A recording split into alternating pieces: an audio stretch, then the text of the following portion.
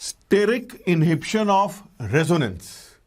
ये एक बहुत ही स्पेशल पॉइंट है, particularly meant for JEE advanced students. It is popular by this term SIR effect, steric inhibition of resonance.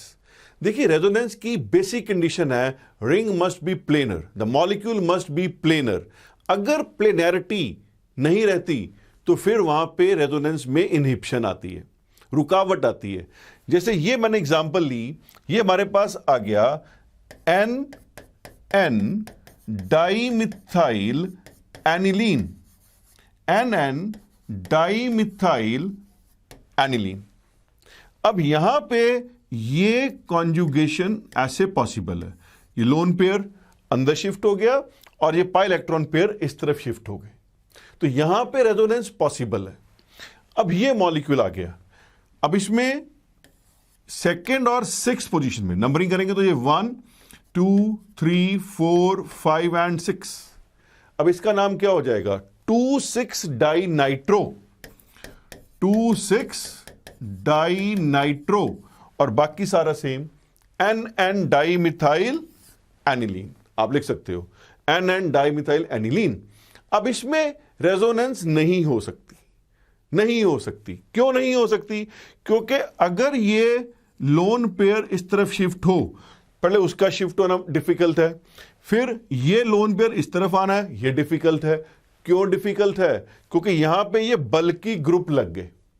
ये बल्की group hindrance cause करते हैं, रुकावट कॉज करते हैं इस लोन पेयर को इस तरफ शिफ्ट होने में।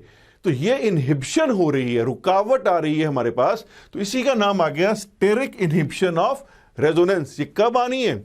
जब साथ वाली पोजीशंस पे बल्की ग्रुप लगने हैं। तो जो इनहिबिशन आएगी रेजोनेंस में due to steric effect, very simple way to remember, inhibition in resonance due to steric effect, inhibition in resonance due to steric effect, उसका नाम आ गया स्टेरिक इनहिबिशन ऑफ रेजोनेंस। इससे बेसिक या एसिडिक प्रॉपर्टीज अफेक्ट होती हैं। अब जैसा मैंने आपसे शेयर किया कि steric inhibition of resonance acidic या बेसिक नेचर को अफेक्ट करती है, इसको समझाने के लिए इस एग्जाम्पल को दोबारा कंसिडर कीजिए। यह है NN डाइमिथाइल एनिलीन और ये आ गई हमारे पास 2,6 di nitro NN dimethyl aniline. हमने देखना दोनों में ज्यादा बेसिक कौन है। अब ज्यादा बेसिक कौन होगा? जिस केस में नाइट्रोजन पे इलेक्ट्रॉन डेंसिटी ज्यादा होगी। अब आप देखिए दो फैक्टर्स लगते हैं इसके अंदर, एक -I, एक +R।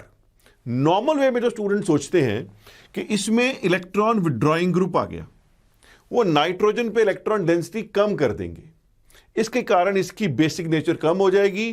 तो 1 इज मोर बेसिक देन 2, इसको 1 बोल दिया, इसको 2 बोल दिया।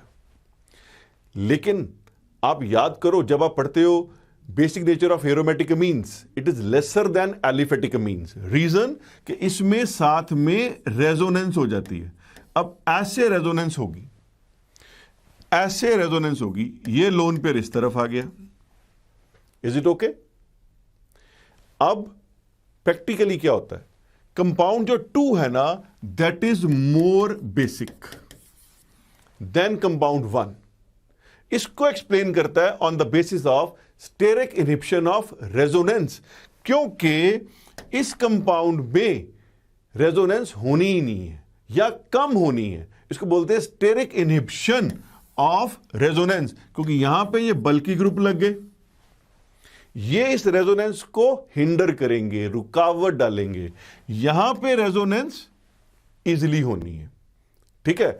तो जब यहां पे रेजोनेंस नहीं होनी तो इलेक्ट्रॉन डेंसिटी ज्यादा अवेलेबल रहेगी नाइट्रोजन पे, तो this compound is more basic, क्योंकि इधर तो इलेक्ट्रॉन टुवर्ड्स रिंग आ गए, नाइट्रोजन में इलेक्ट्रॉन डेंसिटी कम हो गई, यहां पे नाइट्रोजन पे इलेक्ट्रॉन डेंसिटी ज्यादा रही। तो reason is steric inhibition of resonance. इसको हम आमतौर पे बोल देते हैं SIR इफेक्ट। इसको अगर हम नंबर 2 बोल दें, इसको नंबर 1 बोल दें, तो 2 इज मोर बेसिक देन 1।